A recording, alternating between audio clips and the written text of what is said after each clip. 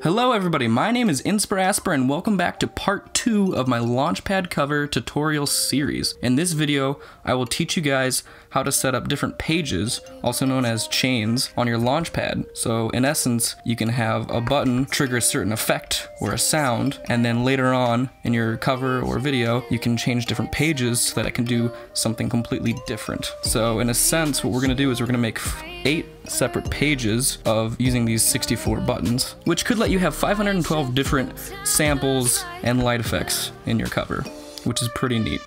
This is actually pretty simple, and we'll just jump right into it. So to start, I'm going to click on the samples track that we set up in the last part of this tutorial series, and I'm going to go down here in the bottom left on my instrument rack, on the far left, you'll see a set of 3 circles. I'm going to click this middle one, and also, yeah, I'll click the top one too. And that opens up some options, some macro knobs that we'll use later. So over here where it says drum rack, I'm going to click chain, and then you'll see that this opened up a wide range of vertical bars. Above here, next to this orange bar where my mouse is, I'm going to right click and select map to macro 1. Essentially what that does is I just mapped a control slider that can go anywhere from 0 to 127. I just mapped that to this knob. So if I were to slide this knob up and down, you can see that orange bar is moving. Okay, and which is good because we're going to use that later to actually assign to one of these buttons, which will in a sense let us change our pages. Now I'm going to go to the top right of Ableton, hit this MIDI button, and it should turn blue, and then I'm going to click on that macro that we just chose, the macro 1. It should say Chain Selector in the bottom left. Once you click that, left click on that, you're going to go over to your Launchpad and press this top circle button and hold it while you also press this bottom right circle button. And what that does is it tells Ableton that you're selecting these 8 buttons. You're saying, hey, I want to choose this button through this button. And then on the top left of Ableton, this should have shown up. You're going to click on this orange rectangle where it says 127, and you're going to change that to 7. And that's telling Ableton that you want a range of 8 numbers, 0 through 7. And that assigns each of these to the different pages. So you can click on this one to have page 0 selected. Click on this one to have click on this one to have page 1 selected, page 2, page 3, all the way down to 7. So you have 8 pages. As I click these buttons, you can see in Ableton, keep an eye out on this orange bar down here. As I press these circle buttons, you'll notice it scales through the pages. And so, what all that means is I can copy my drum rack 8 times. Well, I guess copy and paste it 7 times, so you have 8 of them. And then you can move each of these blue bars just 1 over. So you see how it says 0, 0? I'm going to move it to the right one just by clicking it and dragging it until it says 1, 1. And that's telling it that this page, this drum rack right here, is assigned to page 1. Copy that, move that over to page 2, and you keep doing that, page 3. You can copy and paste in bulk, which is nice. You can highlight things by clicking on one, holding shift, clicking on the bottom one. You can drag them all in bulk. And so I have just created 8 pages where in each of these drum racks, you can rename them if you want. For example, you could call them, probably page 1. I'll do this real quick just to make it look nice. So you can see I renamed my pages. They each have a drum rack, and this is where you can drag and drop your samples, which I think we'll do in the next part of this series, the next video. You can drag and drop your samples into these drum racks and press, let's say we're in page 0. Remember how this top button is page 0. Let's say I would have pressed this button.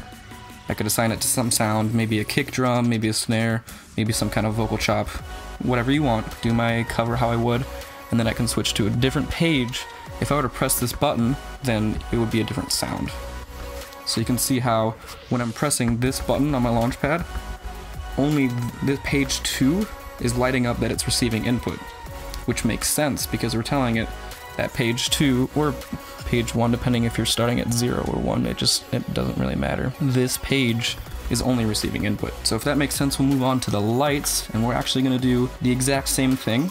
So to recap, I'm on my lights track, MIDI effect track. If this doesn't show up for you, remember you have to click this button right here, and also this button, so that they're both yellow, and then select chain, because I think the default would be hide probably. Click chain, see this orange bar, right click it, map to macro 1, go up to the top right of Ableton, hit MIDI, click on your chain selector, do the same thing.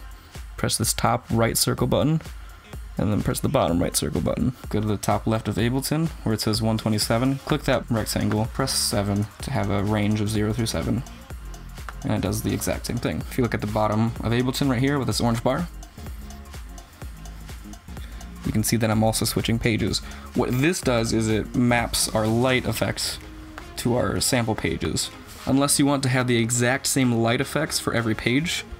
You know how I said earlier, maybe this could be a sound if you're on page 1, and then, you know, go to a different page and it can be a different sound.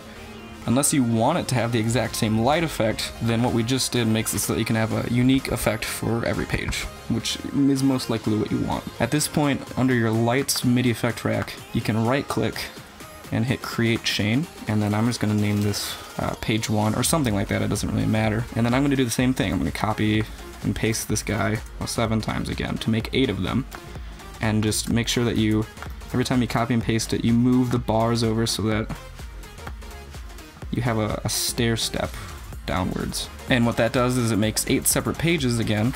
As you can see when I'm pushing buttons on my Launchpad, if you look down here, my slider moves so that they cover different pages. And at this point under each page, I think it's actually a good idea. Let's do this right now. Under each page, you can drag and drop a MIDI effect rack. It probably would have been smart to do that first before we copy and pasted it over, sorry about that, but you can drag and drop a MIDI effect rack in each of these. And so this main MIDI effect rack is just sort of holding our 8 pages, that's all it's doing. And then depending on what page we're in, when we press a light, you can see again how page 2 is only receiving MIDI input. You can tell by these yellow circles, these little dots that are jumping up and down. It means that only page 2 is receiving input. So our main MIDI effect rack is in a sense filtering out, you know, which page we're in. And then based on that page, we can then go into a MIDI effect rack where we can make our light effects. And I'll cover this in a later part too. I've noticed some of you have been asking how to make light effects without the extension device that I've kind of, you know, beat to death. I've covered that a lot. So I'll teach you how to make light effects using just the built-in stock Ableton plugins. If you want to know how, there are some good tutorials out there right now if you need to know at this moment. I know Cascoby just made one recently, that's pretty useful, and I know a lot of other people have too in the past, but I'll cover that in the future. So that should do it for today. Again, just to summarize, we made 8 separate pages. You don't have to do it this way, but this is the most common practice. You'll see a lot of people do this when they make their own projects. So we made 8 different pages using these side buttons so that when you press them, you'll go to different pages and you can have different effects assigned to the same button on your Launchpad. This, if it doesn't make much sense to you now, then you'll see what I mean in future parts when we actually assign samples and light effects. And you'll see how pressing this button can have 8 different effects based on what page you're on. So that'll do it for this part. Next part, we'll probably talk about sampling and assigning sounds to buttons. So thank you for watching, hope you enjoyed, and I will see you in the next video.